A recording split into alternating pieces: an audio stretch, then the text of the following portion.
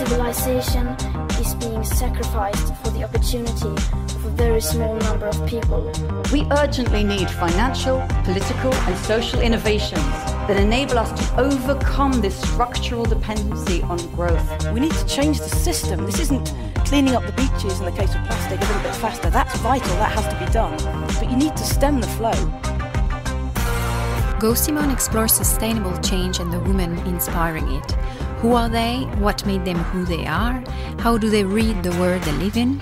Our guests share their story, roots, passions and hopes for the future. They tell us more about the alternatives and strategies they developed to tackle climate change. Our Simone today is Johanna Nalau. With Johanna, we talked about coastal governance issues, decision-making processes, climate adaptation, local governments, community relocation, season shifts, carbon tax, bushfires, women as social network creators, and system change. Hi, Johanna. Hi, how are you? Good, thank you. Welcome at Go Simone. Thank you for accepting to come and talk about your work here with us. Johanna, you are an adaptation scientist with a PhD in climate change adaptation at Griffith University, based on the Gold Coast, Australia. Your research is focused on understanding how, why, and when people make decisions to adapt to climate change, and what role science can and should play in that process. That includes issues such as decision-making, policy development and implementation, limits to adaptation, and the gap that we often see between academic theory and real-world practical actions. You're one of the lead authors for the IPCC 6th Assessment Report, working on the small islands topic, and also an Australian Research Council Fellow and Managing Editor for the Journal of Climate Risk Management. You also lead the Adaptation Science Research Theme at Cities Research Institute at Griffith University. All of these roles focus on understanding the core principles of climate change adaptation and how adaptation science can play a positive role in evidence-based decision-making. You grew up in Finland. Can you tell us a bit more about your childhood there? Finland is a beautiful and very safe country. So I grew up in a town called Jyväskylä. That's about 3.5-4 hours drive from Helsinki, so north of Helsinki. Jyväskylä is known for the university. So it was one of the first towns in Finland to have a university. And while I was growing up, I was a very avid reader. And I'm always been very curious. My mother, she's always been very interested in different cultures. So we had lots of international friends, and I was always really interested as well in different ideas, different cultures, and I read heaps of books. So I would say that I was probably a bit of a bookworm growing up. I still read a lot. But it was a very good education system, as everyone knows. I think in high school I was studying Spanish, but I was also doing drama, arts as well. How was your relationship with your parents? Were they encouraging you to actually follow the career path you wanted to follow? I mean, this is going to sound very dorky, but so my mother, she has 2 master's degrees, so one in education, one in psychology. And she was studying while we were young as well. Kind of looking at her journey, and my father's an engineer. Seeing that at home, I think it did influence me, but I still remember in primary school that I thought that I would love to go to university and get a PhD. And my mother in particular has always been very solid believer in education, but also women going to university and forging out your own career. So they've always been very supportive of that. What about the field that you chose? So after I finished high school, I moved to Stockholm. So in Finland, we have 2 official languages, Finnish and Swedish. So I was fluent, quite fluent in Swedish as well. So I moved to Stockholm for work, and then I actually got accepted to the university. So I applied for psychology, sociology, and human geography, and I got in human geography. So that's really where my first degree was. And I was looking at, for the first thesis, I looked at community participation in development aid projects in Thailand in particular. And I moved back to Finland to do my master's. The University of Turku in Finland had, one of the coastal cities, had a completely new master's program that was international, multidisciplinary. Everything was in English. And so I was the only Finnish person actually doing that degree. And that was wonderful because I had people from so many different countries and cultures. And the program that they had put together, well, it had geology, it had, social science, it had GIS. So it was very broadening. I was lucky enough to get involved with the project in Zanzibar in East Africa. So they were looking at the coastal landscapes and landscape change, and my thesis then looked at the kind of coastal governance issues. When you have coastal communities, you have the tourism sector, government, and how do they share the space and kind of negotiate who gets to do what, and you know, the role of sustainability. And while I was finishing that, there was a call from the Finnish Foreign Ministry, and they said, because this was around 2007, and the IPCC, the fourth assessment report, had just come out, and one of the chapters said we need to start thinking about how we adapt to climate change. So we know a lot of the science, but we don't understand what are the kind of strategies that we can put in place. And so we wrote a project proposal to look at coastal forest buffer zones. So nowadays we call that ecosystem-based adaptation. But that was really the first climate adaptation project in Zanzibar. And so we got the funding from the Finnish Foreign Ministries, and their aim was to understand better the issue, and then also how can they develop development policy that would incorporate adaptation.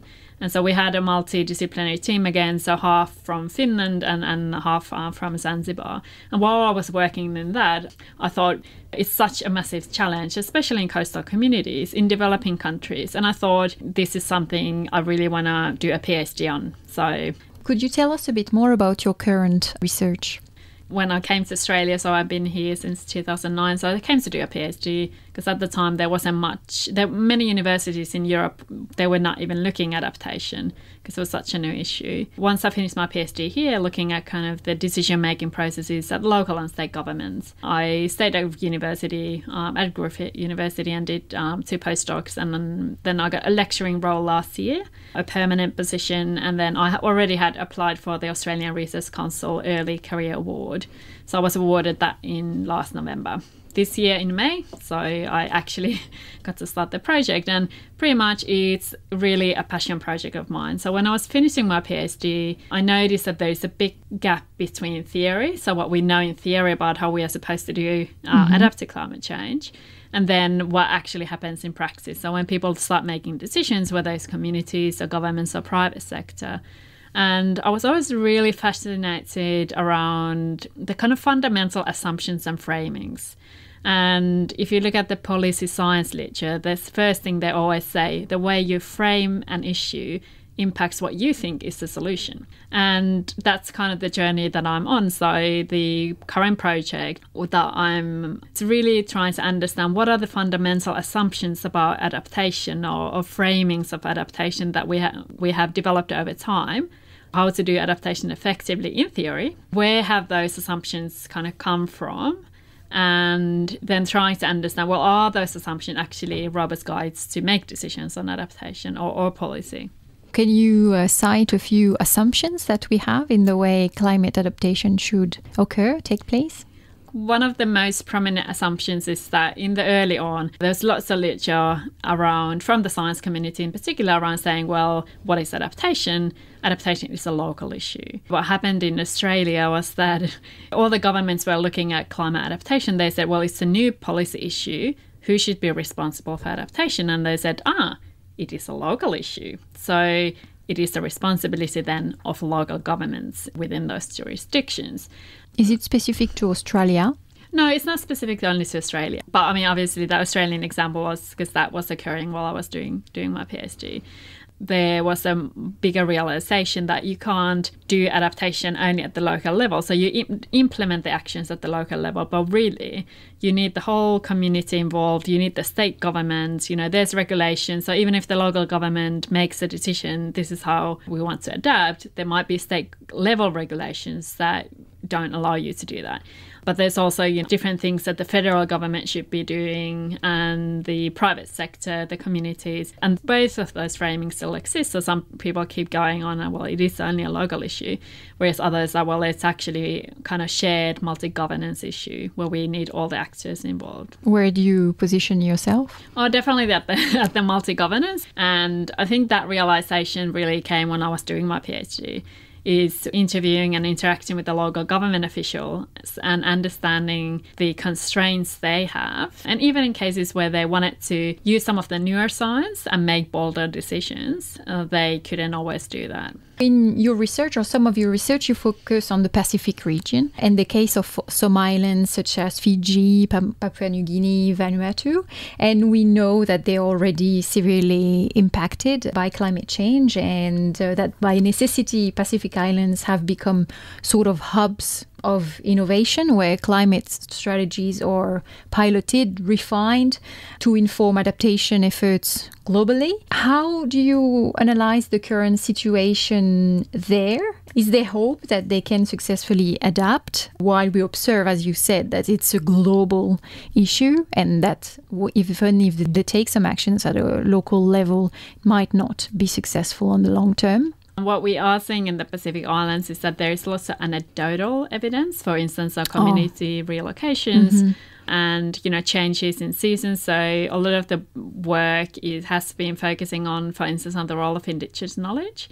So the Australian government and other organisations have been actually supporting that research. So trying to understand how have the local people and what are the changes that they're seeing. So the shifts in seasons, a lot of the times they have this traditional knowledge about when to start planting particular plants or when to have particular ceremonies on the islands. And what they are seeing is that, for instance, a particular flower might be blooming much earlier, 2 or 3 months earlier. That's supposed to signal something that doesn't actually happen. Or there might be shifting seasons. Something might happen much earlier or much later. And that's really impacting on the traditional calendar as well. But for adaptation, a lot of the work that we'll be doing is trying to understand, well, how do you look at the scientific evidence of change and how do you then enable the Indigenous knowledge and those insights to be brought forward as well? Red Cross has, for instance, done some work on that and looking at the Indigenous knowledge and disaster risk reduction strategies. Communities have lived on the islands for a long time and there's lots of this kind of knowledge that has been developed. In 2017, for example, Fiji introduced the Environment and Climate Adaptation Levy, which is a 10% tax on items such as luxury cars, yacht charters, and a 10% income tax on the rich. Do you think the financing of climate adaptation have to come from the richest portion of the society? Taxation is always a very hot topic, and we can see that even countries like America where they are, and in Australia as well, where you give tax breaks for richer proportion of the population. And I think taxes, they can enable adaptation and the investment. If you ask people living in our countries, they would say like we are taxed too much and there's tax on almost everything. But it has created still a system that works. So everybody has access for schools. So the kids go to school and doesn't matter what their background is, they will get the same amount of food, the same kind of food. You have access to healthcare services. I do believe that in general taxation does work, but it depends what you do with that money. Because there are instances where you put a tax and nobody knows where the money goes. So I think in terms of financing adaptation, if you put a specific tax like in Fiji, you have to be very transparent as well. How are you funneling that money and how do you monitor and evaluate then those kinds of projects and programs that you put in place? Could you give us examples of some existing adaptation policies that you've observed that prove to be working towards a decarbonized society? That's a very good question because I think we still at this point we have lots of adaptation plans, lots of adaptation strategies that have been developed with those local government or state level. But a lot of them have a future focus. And that is a discussion we are having within the adaptation science community. Is that how can we, if the impacts, for instance, that we are preparing for are 5 or 10, 20 years away, so how can we make sure that the actions that we put in place now are actually effective? So the jury is still out on, in some cases, you can look at actions that have benefits already. For instance, on the Pacific Islands, there's lots to talk about, increasing community resilience, but also ecosystem-based adaptation, conservation, marine parks. And so you're really looking at the broader picture as well. One of the dangers when we talk about climate change in particular is that we just focus on climate change. And we have to understand that all of those processes sit within the society. So you have development issues, you have human rights issues, you have governance issues, the economy, the history, the colonization, all of that wrapped it's very intertwined. In that context. So I think when we start talking about climate adaptation, I think we have to be just very clear how it's actually then producing benefits and how it's linking to these other agendas as well. And when you talk about planning climate adaptation, do you choose as a goal the plus 1.5 degrees limit that has set the IPCC report and the different scenarios? What are you looking at as a goal? When you start planning, a lot of the focus at the moment, for instance, with adaptation, is not necessarily on the temperature goal, more in terms of reducing emissions globally. Mm-hmm. But for instance, in the health space, I would say that that's one of the critical things with agriculture as well, is like how you have to be tracking the trends as well. So understanding what could happen if, let's say, in the next 10 years, temperatures are increasing substantially. How do you then, within the system that you're working on, what could the impacts look like? What might change and how can we adapt to those changes? And I think we don't even have to go to the Pacific Islands to discuss this issue. Look at the bushfires going on at the moment. So we have the science tracking, and saying that the seasons have shifted. This is not something that only scientists have noticed, but we ran a workshop in 2012 with some of the emergency management agencies in Australia, Solomons and Vanuatu. And all of them, especially the Australian agencies, were already saying that we are seeing shifts in seasons. We are seeing fires. We don't understand the nature of these fires. We also have the need for more staff and more volunteers. And so a lot of these issues have been noticed at the front line. When it comes to planning for adaptation, that's really, really critical, understanding what is actually changing and how can you actually then plan better. Because some people say, oh, this is just a one-off event, and the probability is that we are not going to reverse back to where we were. And the models are saying that we will get increases in temperature, and there's very clear linkages to bushfires as well. I've seen you were really interested in leadership. Research proves that adaptation works. The Global Commission on Adaptation found that investing 1.8 trillion globally in 5 areas from 2020 to 2030 could generate 7.1 trillion in total net benefits. And the 5 areas they are talking about are early warning system, climate resilient infrastructure, improved dryland agriculture, mangrove protection, and more resilient water resources. And yet governments are showing very little will to act.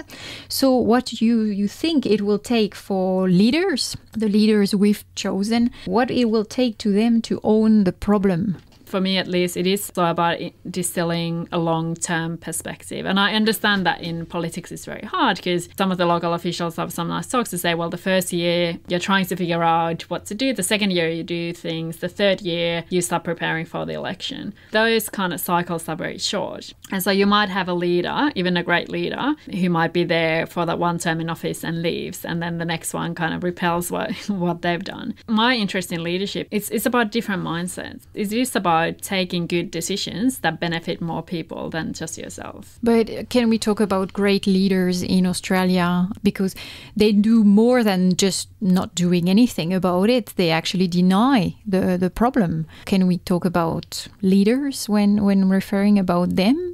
Is it great leadership according to you?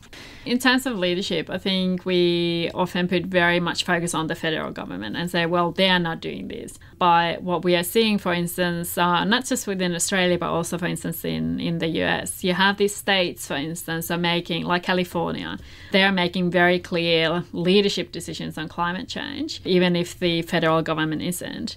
And I think that's been kind of, when I'm looking at adaptation, I think that's been my hope, that there are the state governments, there's local governments, there's lots of action going on in terms of both adaptation and reducing greenhouse gases. I do believe that in Australia there is a growing awareness about the issue and about the problem. And I think we are at that point where much more braver decisions need to be made. The latest surveys that I've seen, so there's, for instance, the Australia Institute has been doing the surveys and polling people, and it's really is starting to show that the majority of Australians, they want some action. It's sometimes difficult because climate change has become such a political issue. And in some countries, it's very much still like, do you believe in climate change? So don't you believe in climate change? Yes. Whereas we have very solid science, and we've had that. And every time there's a report or we look at the projections and the actual observations, we can see the massive correlation. And so we have the scientific evidence the world is changing. It needs much more braver leadership in terms of saying we can't keep going as we are. And an interesting example is, for instance, the finance sector. Just last week, the Central Bank of Sweden announced that they have dropped investments in bonds in Queensland and Western Australia. And so when the finance, and this is what often happens when the finance sector starts sending those signals that this is not okay, and that we have this global movement on climate risk disclosure. Banks, reinsurance companies who insure governments are starting to look at this risk and say, if you're not acting on climate risk, if you're not incorporating climate risk into your operations or future planning, we can't keep insuring you. When we talk about the kind of what you said, like how can we leverage different systems to enact change?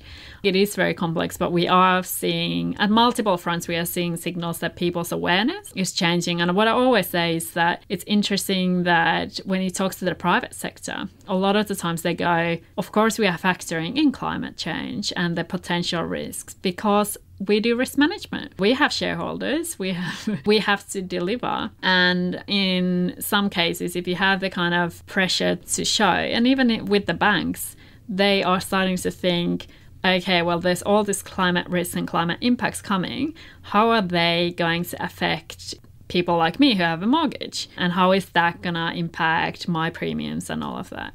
We see more and more women-led initiatives to tackle climate change. For example, the Australian government is currently financing a project in Vanuatu called Women-Led Climate Resilience and Adaptation, which aims to build the capacity of women leaders to address gendered impacts of climate change and recurrent disasters. Do you think it's important to put women at the forefront of everything done to tackle climate change? How much more you get kind of bang for your buck if you invest in women and girls. The Gates Foundation, for instance, announced earlier this year, I believe, that they are investing in $1 billion in women and girls initiatives.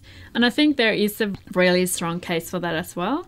And a lot of us are mothers as well. At least I'm hoping that whatever knowledge I have, I can pass on to my son as well. And women are the kind of social network creators. So there is the kind of social aspect and information sharing as well. And I just had exactly this discussion with the colleague this morning from another university, is that sometimes you look at panels, especially in finance, and there are no women. And I get a proposal where they're for a conference where their chairs were women and they're all the experts women. And you kind of go, but we're missing such an amazing kind of collection of knowledge if we don't get the women on board. And I know that in the United Nations, they are increasingly trying to tackle that. So when we have these climate conventions, we have climate change discussions so that they're women, especially from developing countries. So they are often the ones that feel the brunt of climate change the most, because a lot of what they do is very related to the environment as well. But it's not only developing countries. I think it's in every country. I think we do need to see more women leading. But that doesn't mean that all the men are bad leaders. I think we need both. So we need men. And I have some amazing colleagues all across the world, men, who really take the time to mentor women. And they are advocates for women. And so I think we definitely need both. Have you experienced sexism yourself? Do you feel it's been a barrier being a woman to defend your ideas? Well, I don't know if it's about defending ideas. I think it's sometimes about workplace kind of interaction. So, and I suppose I'm a bit of an atypical case because I'm a single parent. I don't have family in Australia. So a lot of the times it's things like scheduling meetings in late afternoon when I know that I actually need to be at daycare picking up my son. I have lots of friends who both work and they both are really engaged with their families and they make it work together. So sometimes the scheduling is really difficult, and I have to say that I was really, really positive surprised that the Australian Research Council, when I was applying for my grant, they had just instituted a new rule that if you are a primary carer, so it could be you have young children as a single parent or you're caring for elderly parents, for instance, or for someone else, they actually had a rule made that you can apply for funding to help you with childcare cost. So that makes it possible for me. So, because I used to go sometimes conferences overseas and I had to make arrangements for my son, and that would taking him with me somewhere to get to starting to be as expensive as mine is a massive financial hit, especially for a single parent. I was really pleased to see that's actually coming into regulations, and I hope that universities follow that, because it is important to understand the kind of everyday responsibilities that women often have, but then also actually finding that support for them. It's another thing saying, oh yes, you should, take your child to a conference versus you should take your son and here's the funding to actually cover the cost. Yeah, that's excellent that they have started embedding that. And in your conversation with local governments and etc., are you facing any form of sexism or mansplaining or I think mansplaining is probably everywhere, but I wouldn't say that in my interactions with government. I think it often has to do with being a female, being younger. When I was working in the Pacific Islands, I did find that difficult because a lot of the cultures are already gendered. In the evening functions, the men would go and sit in a group and drink kava, and then the women would sit somewhere else. And a lot of the decision-making and partnership development seemed to happen in between the men and the male leaders. And I did find that quite difficult, a younger female European to kind of engage in those conversations. So I haven't really had that in the government, but sometimes I do feel that there is sexism still. And that's why I think one of the really important things, for instance, at universities, is to recognize that and have a culture where that's not okay. But also, like I said, making sure that women actually get the support that they need. So they can have, for instance, travel is still quite a big thing because you go to conferences, if you're not there, people don't necessarily hear about your research. And then a lot of the times you have the men and they're like, oh yeah, I'm going to go for this conference and that conference and I'm going to be away 2 weeks. And you kind of go, yeah, you can do that because you have somebody at home. So I'm always saying, well, what I need is actually a wife, which is maybe a reverse sexism. But, I would definitely benefit from the same kind of support. But there's also many women who are married and they feel that their burden is still on them to make their kind of daycare schedules and the double day. Yeah. So, but I think we've made a lot of progress on that. And with the Australian Research Council rules, with the extra funding, I really hope, and I know that our university, so Griffith University, has really been it is known as a university where women are treated equally. And so we have lots of outside academics actually coming into the university because of that reputation as well. The women leaders who support climate action are being more and more attacked online. For example, when New Zealand Prime Minister Jacinda Ardern spoke about climate change, an Australian broadcaster said someone should shove a sock down her throat. And we've seen the hate that attracts Greta Thunberg as well. She's attacked on her youth. She's attacked on her physical attributes. Why do you think reactions are so violent against women in particular, and what do you think we can do about it? Well, I think the first case, and this is obviously just my personal reflection, is probably around ignorance. She's a highly successful leader, and she is living true to her values, and she has such a high level of integrity. I do think that it always comes down to power. And in some cases, maybe men feel threatened by really strong voices and really, really strong female voices in particular. With Greta, I think it definitely has to do with her age as well. But it's interesting that a lot of the things that she's saying, it's It's just simple truths. Not simple in a way that they'd be stupid, but in terms of that everyone kind of understands that and already knows. And for her to come and challenge, and I've listened to her speeches and she's very clear, but she is challenging the establishment. And if you look at through the history, a lot of the people who challenge the establishment, if you don't want your system to change, of course, you're not going to try to put them down. There was a paper published in Nature Sustainability recently. A study has quantified for the first time different governance pathways at the national level over the 21st century using scenarios of socio-economic development, and it's widely used in climate change research. The authors, who are from the University of East Anglia in the UK, have relied on the World Governance indicators provided by the World Bank, which take into account multiple dimensions of governance, such as political stability, government effectiveness, regulatory quality, rule of law, and control of corruption. And they were saying that even under the most optimistic development scenarios, it will take until around 2050 to overcome weak governance globally. How do you keep being hopeful for the future? So I would draw that back to leadership. A lot of the people think when we talk about leadership, we think about political leadership, people who lead nations and who lead countries. But I think my kind of hope is that if we can train, we can enable people really to understand what good leadership is about. And for me, leadership in particular means that you do things to lift other people up.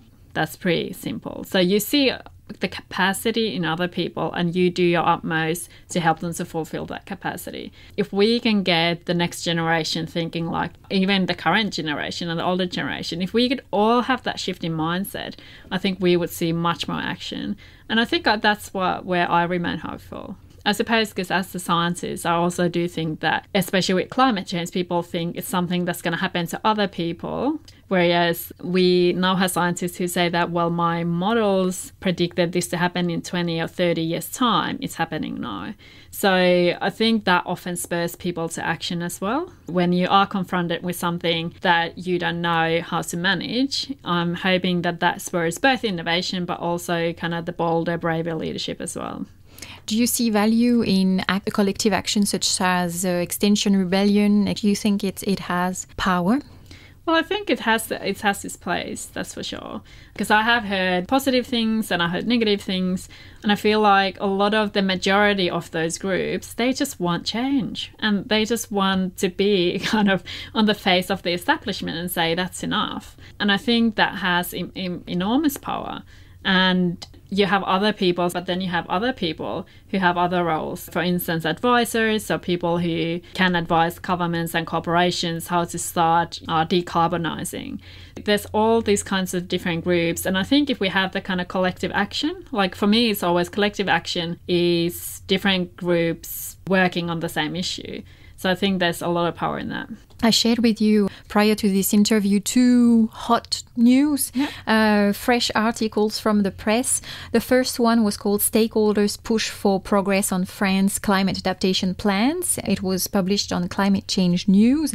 And this article was basically urging France to tackle climate change rapidly or face dramatic consequences in terms of drought, floods, and fires. In this article, there was a quote saying, "We have a generation of mayors and presidents who were born before the awareness of climate change and think that technical solution will fix things. Is technology a magic wand?" I always say, well, rather you would have a suite of options. Some of those are technological. Some has to do with just basics of governance. Some have to do with culture. Some have to do with economy. So when I think about adaptation, I think about all those kind of like a portfolio of actions. The technology is not going to save us only, but it will have to be supported, or it will have to support the kind of more kind of cultural set, but also changes in mindsets, how people think about the future. And a second article I shared was called What Venice and its floods told me about responding to climate change in the Washington Post. So Venice has recently faced 3 unprecedented floods in a week or so. I heard on radio that they were, since 1935, they were flooded 20 times, and in the past week 3 times. So it says a lot about the scale. Do you think we are communicating about climate change efficiently enough? for me is what are those like key messages? And I think we often forget that the framing of the message is really important. And I was recently told in an informal meeting that it was somebody who worked in communication and said, oh, but you can't talk. Like, you have to talk about climate change in a way that gives people hope. And while I agree with that, I think we need to be realistic. So for people, who, for instance, who live in Venice, you know, what is the framing? How do we explain these events? But also, I'm always looking at the time scale. So how do we communicate the complexity, but also say, so what steps would the city of Venice be putting in if these events are occurring and would occur in the future? But I also think we need to, you know, talk about the events and actually be realistic, because if we would just keep saying we'll fix climate change, I think that's actually has a negative outcome in terms of the people say, oh yeah, well, we'll fix it and we don't have to actually take any action. Especially with something like that, like massive floods, it is time to rethink and see if this is what's going to keep happening in the future. What does that Venice look like? Would you have a book, something you read recently, or a podcast, a cultural reference that you would like to share with our listeners? I think it was like 3 years ago, I found this podcast called Coaching for Leaders. I started binge listening. So it's run by Dave Stachowiak, who's in California, and he interviews these masterminds on leadership. But it's everything from time management. It's how do you handle difficult conversations? How do you manage big teams? How do you manage small teams? How do you manage yourself? And then that has really become my kind of go-to podcast in terms of trying to understand how can I lead better. And for me, it's been a really interesting journey because I obviously read a lot of leadership literature as well. And so I have the weekly blog that I write on my website where I explore a lot of the things I'm reading and hearing and experiencing in terms of leadership, and also links to climate adaptation. Is there a book that you read recently that really impressed you, inspired you? My bedside is full of books. I would say anything by Brené Brown. So Dare to Lead is what I think that's her latest book that I read, and it's really empowering, trying to understand how can we be more brave leaders. But it's not about just how we interact with other people. It's also very much about ourselves. And there is another book that came out, actually 2 books that came out this year that I really liked, which is Why Are So Many Incompetent Men Leaders and What to Do About That. And that book is really look at the leadership theory, but also how our brains have evolved over time. And that often we confuse these strong males who are very confident, we confuse that with competence. We kind of stop evaluating leadership when somebody is confident. And we think, oh yes, we need to hire this person. But that doesn't mean that they are competent leaders. And what he's not saying that we need to get rid of all men and substitute all leadership positions with women. He's like, we need good leaders, that's it. But we need to understand also our kind of assumptions about leadership. And the other one that I read recently this year was Safi Bakal's Loon Shots. And that's very much around people have crazy ideas sometimes. And sometimes other people don't acknowledge them, or communities in science, they shut them down and say, no, your idea is crazy. But this person knows they have an insight, they have stumbled upon something revolutionary.